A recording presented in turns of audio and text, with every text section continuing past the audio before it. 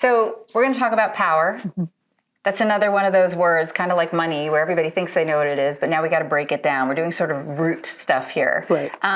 So I would like to refer to my friend Cindy Suarez's work. Cindy wrote a book called The Power Manual. She's also the executive director of NPQ, which is a really wonderful magazine leading thought in liberatory economic practices, among other. Yes. And Cindy talks about power having sort of three attributes. She talks about one as power is relational, right? That it operates in relationships of inequality. And while there's the institutional version of it, the rule of law, the institutions, the society of the state, she says those are kind of dead forms. And they're from past power interactions and confrontations, but that the relational field is a different thing than that. That's one piece. Power is relational.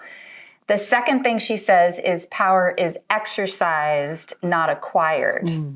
And so these everyday interactions that we have make the exercise of power visible, which is interesting because we think of it as like something that you acquire. But she's saying power itself is exercised. And then the third is that there is always resistance, right? Power is never absolute. And it's kind of like a force field of relationships that are based on inequality. Right. So power is relational, it's exercised, not acquired, and there's always resistance. Any thoughts or reactions to that framing? Yeah, sure. Thank you, Deborah. It definitely resonates. So in terms of the power is relational piece, and kind of distinguishing it from institutional power, the way that I understand that, I think, is understanding that there's structural power. I think this is what I understand when Cindy talks about something being dead, and from the past. So I think I understand it as talking about what's structural. I don't know that I would say it's dead. I think it's dynamic. I do think it's alive. And in terms of kind of referencing power as relational, I think I would say it's, and I would say all three pieces of this framing, I think operate well as guidance for people. And I think operate well as offering hope for the possibility of change and improvement. So that's what I take away. So kind of acknowledging something as past or dead, I think is to say we're in a position where we can create something anew.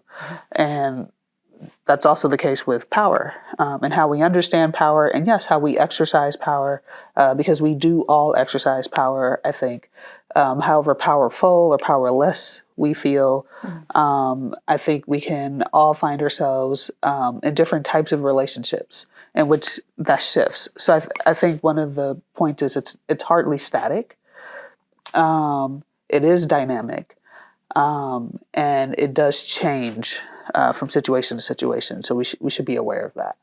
So I think that's actually a good way of understanding maybe some of the distinctions that are available, liberatory power versus supremacist power. Exactly. So again, in this chart comes from Cindy's work, and is actually very aligned with what you're talking about it being dynamic and we having some say about it, which is the distinction between supremacist power as the ability to dominate or control versus liberatory power, which is the ability to create what we want, to create what I want. Mm-hmm. The nature of the relationship on supremacist power is built around dominance and submission, as opposed to mutuality, right? And that the core belief of scarcity in supremacist power versus abundance, like if the need to dominate comes from there isn't enough and I've got to get mine. Right. And the belief that there is enough and that what matters is love and belonging and connection and relationship. Right. Then there's plenty to go around. And so we can have a relationship of mutuality because there's enough for all of us. Right. So does that resonate as well? Absolutely. I think the primary thing I would want to respond there is our ability to create what we want.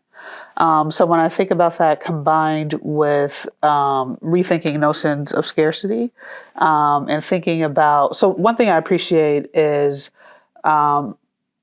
acknowledging that the things that we want are love, power, belonging. So also just pointing out money isn't there. Yeah. So it isn't saying we all want money, we all want wealth. So as you said, I think you said we're doing root work.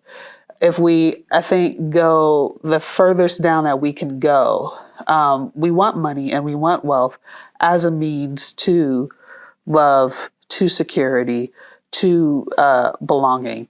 And if we take it back to we can create it, even if we don't have quite what we want, I think it's important to have a notion of power as understanding we can create it. We don't have to take it from someone else or from somewhere else. So I think that's really important. I think that distinction in the verb of creating versus taking is really at the heart of the distinction. Yes. Yeah.